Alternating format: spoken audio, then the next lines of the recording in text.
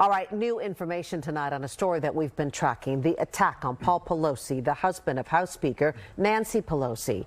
Our investigative team looked into why state and federal prosecutors each describe one specific detail of the police response differently.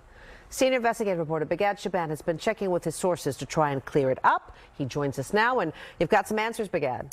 Well, Jess, this all has to do with the moments, seconds really, just before Paul Pelosi was struck in the head with a hammer inside his San Francisco home. Now, there continues to be contradicting accounts of a relatively simple question.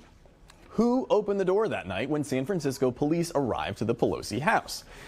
Now, the Department of Justice says the two officers opened the door. That's according to a federal indictment filed earlier this week. But the San Francisco District Attorney's Office, in another court document that was filed earlier this month, said Mr. Pelosi opened the door with his left hand. So the question is, what really happened?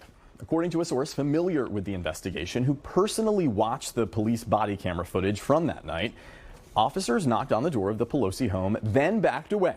And the video clearly shows Paul Pelosi open the door with his left hand, just like what was noted in the documents filed by the DA's office.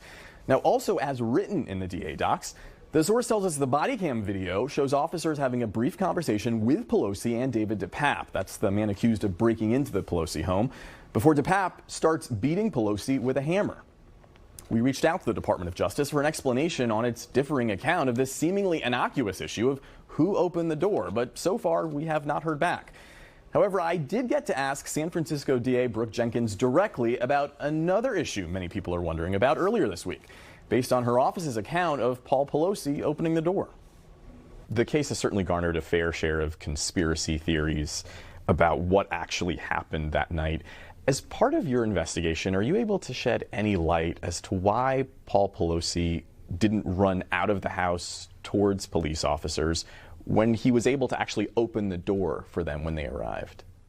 What I'm not able to do is to speculate or try to place my opinions on why someone acted the way they did in any case. All we have is what happened. Everybody reacts to situations differently, and he will one day need to explain, right, to potentially a jury why he did what he did and what thought process was going on in his mind. But certainly we know that all victims of crime respond very differently under the stress of the situation, and I don't think it's fair for us to place what we believe, Monday morning quarterbacking.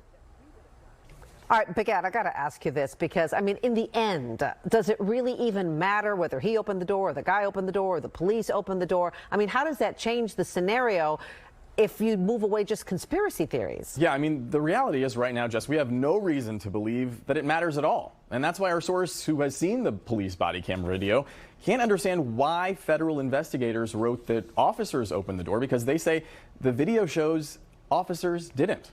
But when two police agencies give slightly different accounts of what happened in this kind of high-profile case like this one, it just feeds into conspiracy theories, and that's what we're seeing right now on social media. People inventing crazy stories based on something as simple as who actually opened the door.